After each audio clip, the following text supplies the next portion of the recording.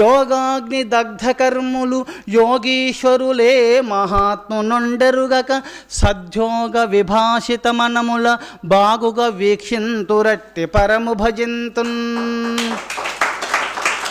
ఎవరైతే సమస్త ఇంద్రియములు జయించి యోగాగ్ని దగ్ధకర్ములు ప్రాణాయామ యోగాభ్యాసాదుల వల్ల సమస్త ఇంద్రియాలు మనసును బుద్ధి చిత్తము అహంకారాదులను జయించి సమస్త ఇంద్రియాలు జయించినటువంటి మహాయోగీశ్వరులకు మనసు పవిత్రంగా అద్దంలాగా తయారవుతుంది.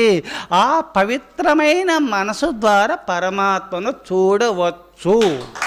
గజేంద్రుడు చెప్పేసినాడు అప్పుడే, దేవుణ్ణి మేము ఎవరు చూడలేడు, నిరాకారుడు, భగవంతుడు అంతటున్నాడు, అవుపడు అంటున్నారు. కానీ అవుపడతాడు అంటే బ్రహ్మచర్యం వల్లనే బ్రహ్మజ్ఞానం ఉదయిస్తుంది.